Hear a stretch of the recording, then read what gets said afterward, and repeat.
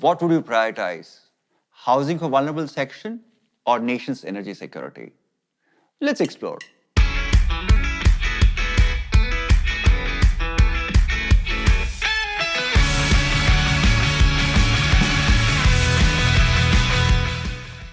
As a public policy expert, suppose if I ask you a small question, the question is, what would you prioritize? If you have to choose between housing for vulnerable sections on one side and on the other is nation's energy security, what will be your policy priority? It's a dilemma. And just to add perspective, I'll share some data points on both, on the demand for housing and on the demand for energy. And here are the figures. Now that I have got all of you started on the dilemma, I'm going to discuss a previous year's case study from the year 2020, where it's the same dilemma that you all had to resolve, where you all had to choose between housing versus energy security. Rajesh Kumar is a senior public servant who was posted in the finance ministry as the head of the budget division. And he was busy organizing the budgetary support to the states, four of which are due to go to polls within a financial year. This year's annual budget had allotted 8,300 crores for the National Housing Scheme, NHS, a centrally sponsored social housing scheme for the weaker sections of the society. 775 crores have been drawn from the NHS till June. Similarly, the Ministry of Commerce was setting up a special economic zone in a southern state to boost exports, and Union Cabinet had approved the project in August. The process was initiated to acquire the land for the SEZ. 18 months ago, a public sector unit, PSU that is, had projected the need for setting up a large natural gas processing plant in a northern state for the regional gas grid. The gas grid is an essential component of the national energy security strategy. After 3 rounds of global bidding, the project was allotted to an MNC, XYZ Hydrocarbons. The first tranche of the payment to the MNC is scheduled to be made in December. Now, this is where the case actually begins. Finance Ministry was asked for a timely allocation of an additional 6,000 crores for these 2 developmental projects. It was decided to recommend a re-appropriation of this entire amount from the NHS allocation. Now listen to this carefully. It was decided to recommend re-appropriation of this entire amount, that is 6,000 crores, from the NHS allocation. The file was forwarded to the Budget Department for their comments and further processing. On studying the case file, Rajesh Kumar realized that this reappropriation may cause inordinate delay in the execution of NHS, a project much publicized in the rallies of senior politicians. Correspondingly, non-availability of finances would cause financial loss in the SEZ and the national embarrassment due to delayed payment in an international project. Rajesh Kumar discussed the matter with his seniors. He was conveyed that this politically sensitive situation needs to be processed immediately. Rajesh Kumar realized that diversion of funds from the NHS could raise difficult questions for the government and the parliament. Discuss the following with reference to this case. Question 1. Ethical issues involved in reappropriation of funds from a welfare project to the development projects. Question 2. Given the need for proper utilization of public funds, discuss the options available to Rajesh Kumar. Is resigning a worthy option? Let's start with the first question. The first question, the key words are ethical issues in reappropriation. Now focus on the word reappropriation. Now, when you look at the word reappropriation, you should immediately connect it to the topic in the syllabus.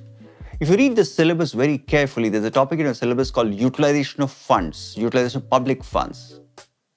And this case study is from that topic. I think I've told you earlier also, all the case studies in your paper 4, GS paper 4, falls into these categories only. Either it will be from work culture, or either it will be from utilization of public funds, or either it will be from corruption, or either it will be from service delivery. And this case study is outright to test your understanding of utilization of public funds.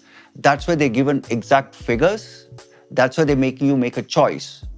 Housing versus energy security. Now, when I say housing, it's not about housing for normal people. It talks about housing for vulnerable sections, housing for weaker sections on one side. On the other side, a very, very big policy priority, that is energy security. Let's come back to the question. And the question is about ethical issues in reappropriation. And when I say reappropriation, that means you're picking up funds which are already allotted to a certain scheme or a project and shifting it to somewhere else. Now, here the issue is the reappropriation is happening from welfare project to development project. Now, the very word welfare and development raises a big issue. The first ethical issue that I can see here is violation of principle of justice and fairness. Now, look at it objectively. NHS is a welfare initiative, and the beneficiaries here are weak and the vulnerable. And I'm very, very sure one of the key objectives of governance is taking care of the weak and the vulnerable. Now, what is happening here is there's a government initiative, compassionate initiative, I should say, to build houses for the weak and the vulnerable. And housing is a primary need. Now, what is happening here is by pulling out funds from this scheme, which is focused on providing housing facilities to the weak and vulnerable, and you're putting into SEZ, and you're putting into something called energy security, gas grid. What is happening is you're kind of showing me your priorities, that your priorities are economic gains. Your priority is development. So what is happening here is in the name of development, you are being unfair to the weak and the vulnerable. Just because the weak and the vulnerable don't have a voice, you're looking at economic gains. So you should be very, very clear about the meaning of what social justice is. So you can use these concepts in when you talk about these ethical issues. So that's where your concept clarity comes into play. The next ethical issue I can see here is violation of something called political integrity. Yes, it's a new concept. I'll define the concept a little later, but let's understand the issue of violation of political integrity here. Now, NHS is a scheme that was publicized and spoken about a lot in rallies, in public rallies, by ministers or by politicians. Now, when I speak about a certain scheme in a public rally, that means you're making a commitment, and commitments need to be fulfilled. So just imagine if you pull out funds which are already allocated to NHS and divert it to somewhere else, what is happening is, who knows, the project may get delayed. And if the project gets delayed, the commitment, you're going back on the commitment. It will show government in a poor light that the commitment was made, but the commitment is not happening. Let me define political integrity for all of you, and please pay attention. Political integrity refers to the adherence of political actors, such as politicians, government officials, and institutions, to ethical principles and standards that promote honesty, transparency, accountability, and fairness in their actions and decisions. It's a crucial component of good governance, ensuring that political power is exercised in the public interest. Political integrity also displays a positive commitment to ethical governance that upholds the rule of law and protects rights and interests of citizens. The next issue, which is very clear, absolutely crystal clear here, is human rights issue.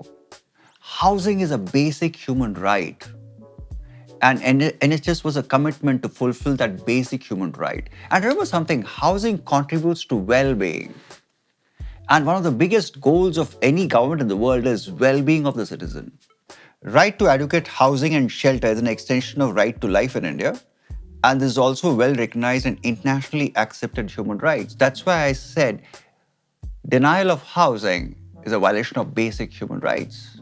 When you cannot provide for well-being of citizens, what happens is the trust of the citizens in the government erodes. That's the next issue I'm going to talk about. Erosion of public trust. Now just imagine you publicize a certain scheme and you give hope to the weak and the vulnerable, and suddenly you pull back. Why? Because you don't have money. Why? Because you prioritize economic gains, you prioritize energy. So what is happening here is you make a promise to common man and you don't keep that promise, you don't fulfill that commitment. Don't you think this will erode public trust? Now, if the government is unable to fund the SEZ, if the government is unable to fund the energy project, that will be a big loss. Not only financial loss, it's loss of image, but also a big loss in terms of energy security. It's a big loss in terms of economic gains. Coming to question number 2 of the case study, If you read the question, there are two parts to this question. The first part is what are the options available to Rajesh? That means you have to put yourself in Rajesh's position and think what are the options he has. That's first part. Second part is a very interesting question. Is resigning a worthy option in this complex ethical dilemma between welfare and development? Rajesh can think of one option. And the first option Rajesh can think of is recommend alternate source of funding. I'm sure Rakesh can look and explore other avenues for funding the SEZ and the gas plant.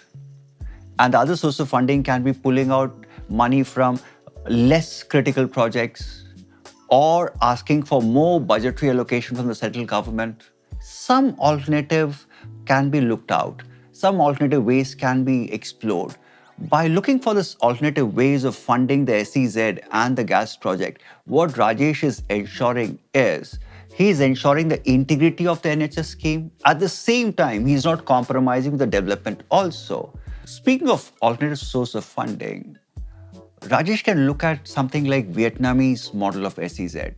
Vietnam has a very robust SEZ model.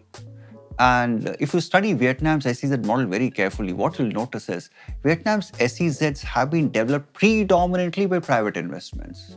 What Vietnamese government has done over a period of years is they just focused to licensing, regulation, giving them subsidy.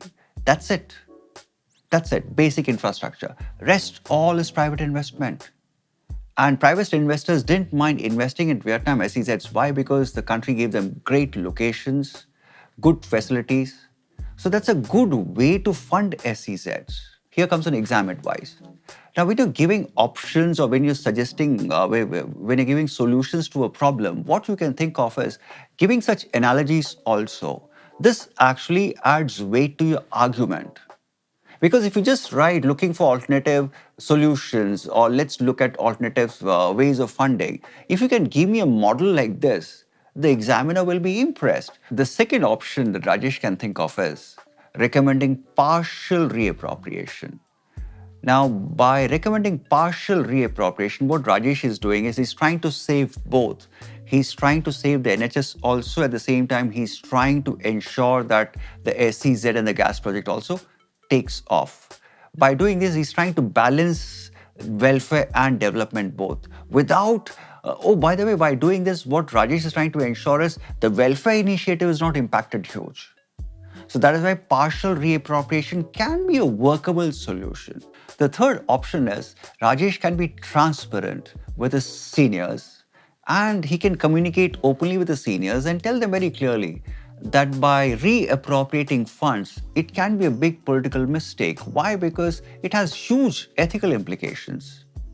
Because it'll project an image where you're trying to promote economic gains at the cost of welfare. So before we take this huge step, let's discuss it. Let's think it over again. Let's discuss in the parliament itself so that we are able to find a way. So what you're doing here is you're trying to advocate transparency, you're trying to advocate a bigger debate on the issue of welfare versus economic priorities. Now let's come to the second part of the question. Is resignation a worthy option? Just imagine you are in Rajesh's position. What will you do? Will you resign just because of a small dilemma? No, I don't think so. Yes, on one side it looks very attractive because Rajesh can take a very principled stand and resign. But no, but resignation cannot be a great option. If you're a Kantian here, no way. Because you're supposed to do your duty.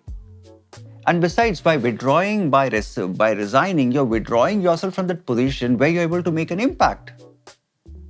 So if you go by Kantian principles, this is not right. You're violating your own basic duty. You're running away from your professional responsibilities. Oh, even if you look at from utilitarian perspective also, where you talk about greatest goods, where the outcomes matter, by resigning, Rajesh is not contributing to any great outcome. He's just running away from producing bigger outcomes. He's running away from contributing to well-being or contributing to bigger outcomes. So if you look at both from Kantian perspective and from utilitarian perspective, it's not a great idea to resign. Oh, besides this,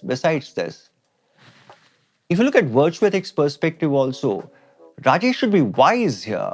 He should be prudent here. He should not be hasty in making decisions. Now that leaves us with a big question. What should Rajesh do? Should he resign? No, that is out of question. Even from Kantian perspective, even from utilitarian perspective, even from virtue ethics perspective, resignation is out of question. So what should Rajesh do? I think Rajesh can do two things. One, immediately what he can recommend is partial reappropriation because that sorts out an immediate issue.